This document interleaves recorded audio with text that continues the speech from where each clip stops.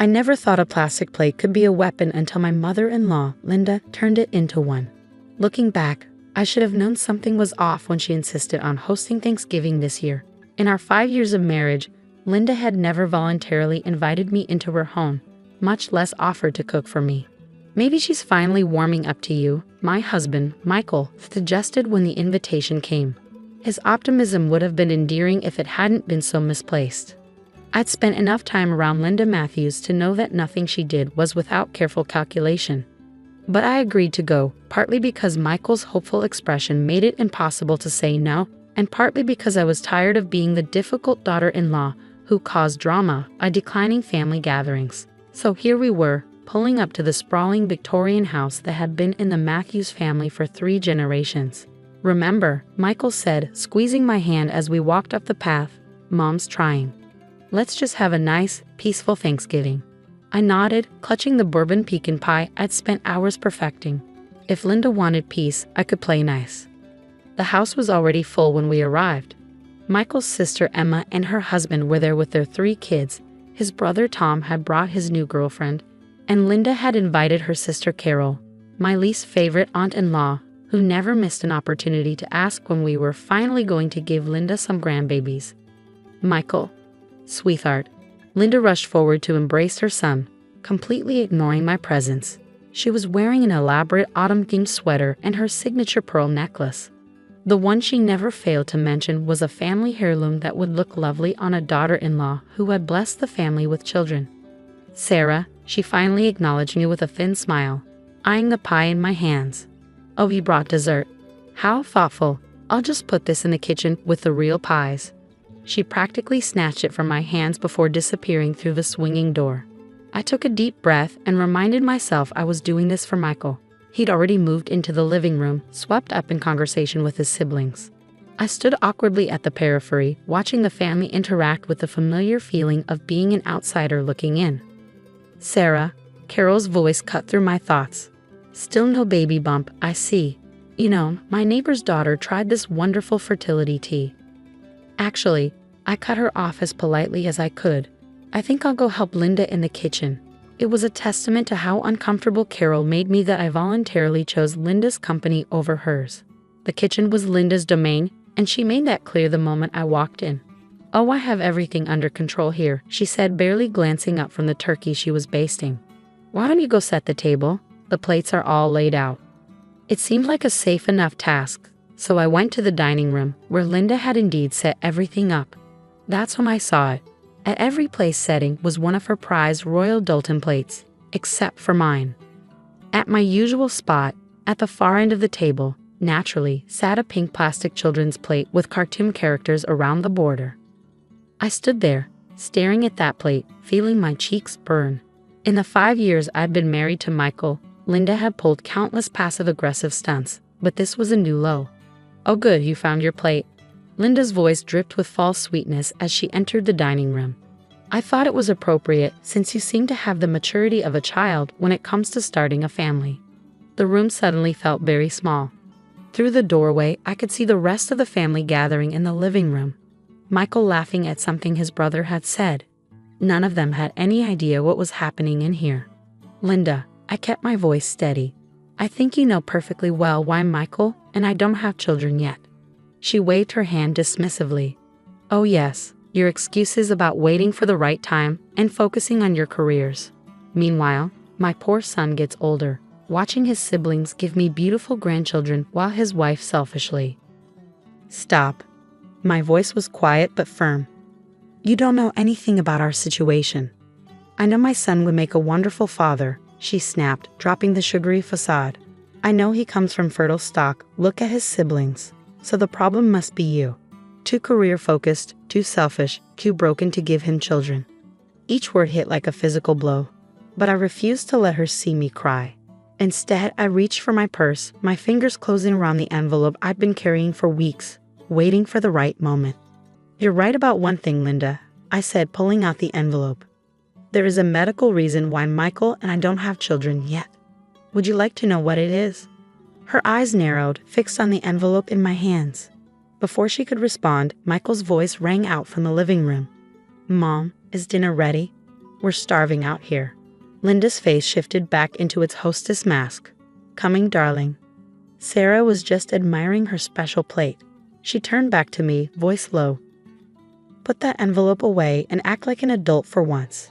It's Thanksgiving, and I won't have you ruining it with your dramatics. As she swept out of the dining room, I stood there holding the envelope, my hands shaking slightly. She was right about one thing. It was Thanksgiving. And I had a lot to be thankful for, including the contents of this envelope that would finally put an end to her cruel assumptions. I heard the family moving toward the dining room and took a deep breath. Linda was about to learn that sometimes karma comes in the form of medical test results, served ice cold on Thanksgiving Day. The family filed into the dining room, conversations buzzing about football games and Black Friday sales. Michael took his seat beside me, finally noticing the pink plastic plate in front of me. His brow furrowed in confusion, but before he could say anything, Linda swept in carrying the turkey like it was the crown jewels. Everyone, take your seats, she announced cheerfully. I hope you're all hungry. I outdone myself this year. The reactions to my plate were exactly what Linda had hoped for. Emma's kids pointed and giggled. Carol raised her eyebrows and smirked. Tom's girlfriend looked confused but stayed silent, still too new to wade into family drama. Mom, Michael started, his voice tight with embarrassment. What's with Sarah's plate? Linda's smile was pure poisoned honey. Oh, I just thought, since Sarah's not ready for adult responsibilities like starting a family, she might be more comfortable with something more age-appropriate. The table fell silent. Even the children seemed to sense the tension crackling in the air. Michael's face reddened, but years of conditioning to never challenge his mother kept him quiet. I watched his internal struggle, remembering all the times he promised to stand up to her next time. Actually, Linda, I said, my voice surprisingly calm as I pulled out the envelope. I think it's time we cleared something up about why you don't have grandchildren from Michael yet.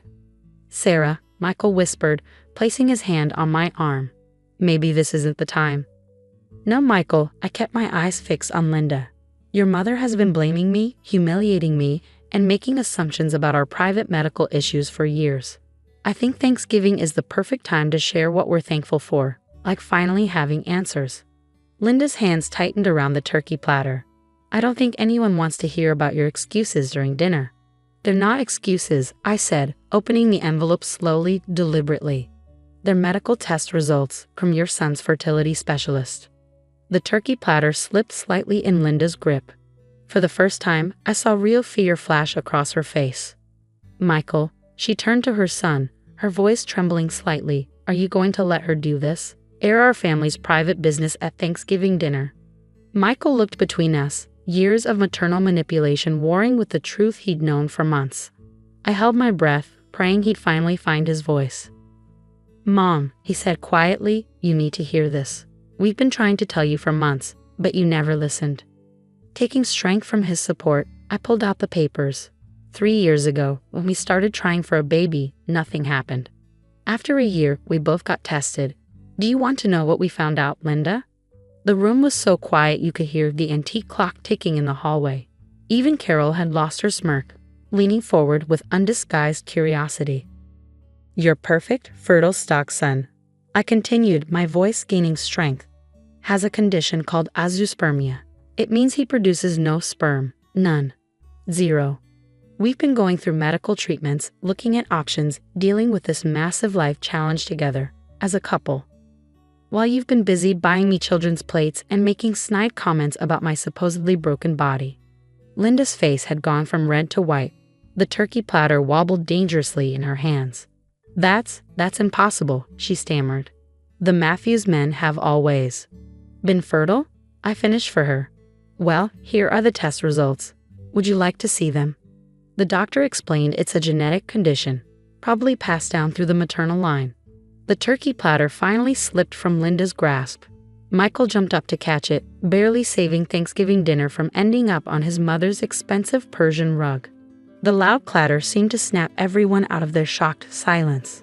Oh my God, Mom, Emma spoke first, her voice full of horror. All these years you've been horrible to Sarah, and it was actually a genetic condition I passed to my son.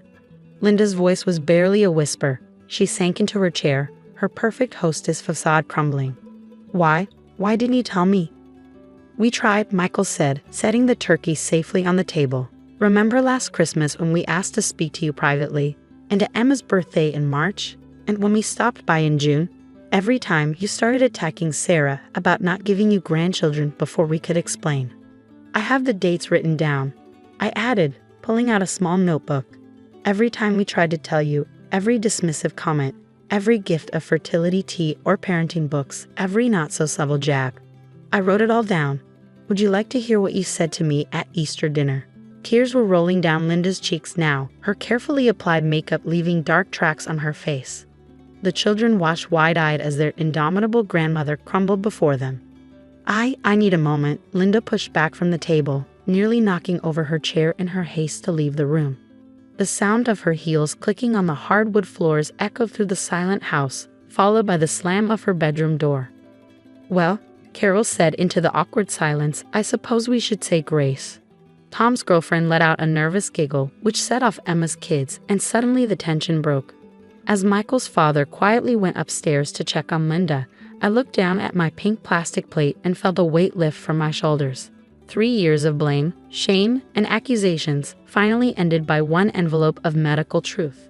The rest of Thanksgiving dinner passed in a blur of awkward small talk and half-hearted attempts at normalcy. Linda never came back downstairs. Her husband brought her a plate but returned looking grim and shaking his head when Carol tried to ask how she was doing. I picked at my food on the pink plastic plate, no longer feeling the sting of the intended insult. Michael kept his hand on my knee under the table, a silent gesture of support that meant more than any words could express. As people started making excuses to leave early, Emma pulled me aside in the kitchen while I was packing up my untouched pecan pie. I'm so sorry, Sarah, she whispered, glancing toward the stairs. All these years, I should have said something when Mom was being cruel to you. I never wanted to be on her bad side. I managed a small smile. I understand. Your mother can be intimidating. Still, Emma shook her head. What you've both been going through, the treatments, the disappointment, and Mom making it worse every step of the way. It must have been awful. Before I could respond, we heard footsteps on the stairs. Linda appeared in the kitchen doorway, her face scrubbed clean of makeup, looking older and smaller than I'd ever seen her. Sarah, her voice was hoarse. Could we talk, please? Emma squeezed my arm and slipped out, leaving me alone with my mother-in-law. Linda moved to the kitchen island, picking up the pink plate I'd left there. I bought this plate to hurt you, she said quietly, turning it in her hands. I spent weeks planning how to humiliate you at Thanksgiving, thinking I was defending my son's honor, his legacy. I never imagined, her voice broke, that you were actually hurting him too. I finished for her. She nodded, tears welling up again. All these years, my own son was suffering, and instead of being there for him, for both of you, I was making everything worse. I was so convinced I knew everything about my children. Michael wanted to tell you from the beginning, I said, surprising myself by wanting to ease her guilt. He just couldn't find the words. You've always seen him as this perfect son. And he didn't want to disappoint me. Linda set the plate down with shaking hands. Oh God, what kind of mother am I? Making my own child afraid to tell me about his pain. We stood in silence for a moment, years of hostility shifting into something different, not quite forgiveness, but perhaps understanding. The treatments, Linda finally said. Are they? We're exploring options, I explained. IVF with a sperm donor, possibly adoption. We're taking it one step at a time. Linda nodded slowly. Whatever you decide, whatever help you need. I know I have no right to ask for a place in your lives after how I've behaved, but if you let me, I'd like to be there, to support you both. Properly this time. Michael's voice came from the doorway, making us both jump. We'd like that, Mom, but things need to change. Linda turned to her son, and for the first time, I saw her really look at him, not as the perfect son she'd imagined, but as the real man he'd become. I know, sweetheart, they will. I promise. 2 months later, we sat in another doctor's office, this time with Linda beside us. She held my hand as the fertility specialist explained our options for IVF, asked intelligent questions about success rates, and didn't once mention the Matthews family legacy. When we left the clinic, she pulled out a small gift bag. I got you something. Well, got rid of something, really. Inside was the pink plastic plate, broken into pieces. "I'm having the Royal Dalton set divided between all my children," she said. "Including you, Sarah. No more family heirlooms being held hostage for grandchildren. No more conditions on being part of this family." I felt Michael relax beside me, years of pressure lifting from his shoulders. "Thanks, Mom." That evening, as we got ready for bed, Michael paused by our fertility calendar. "You know what's funny? For years, I was terrified of disappointing my mother by telling her the truth. But now that it's out, now you can finally just be yourself," I finished, wrapping my arms around him. "Yeah," he smiled, looking more at peace than I'd seen him in years. All it took was one envelope and my brave wife standing up to the dragon. I thought about Linda, about how sometimes the strongest people are the ones who can admit they were wrong and truly change. About how families aren't built on perfect genetics or heirloom china, but on love, understanding, and forgiveness. "You know," I said, "your mom asked if we come over for Christmas dinner. Are you ready for that?" I smiled, thinking of the shattered pink plate. "Yeah, I think I am." Besides, she promised to serve everyone on paper plates this year. Said something about starting fresh, making new traditions. Michael laughed, and I joined him, the sound echoing through our home. A home that would someday be filled with children, one way or another, surrounded by family who had learned that love doesn't come with conditions, and healing can begin with a broken plate and an open heart.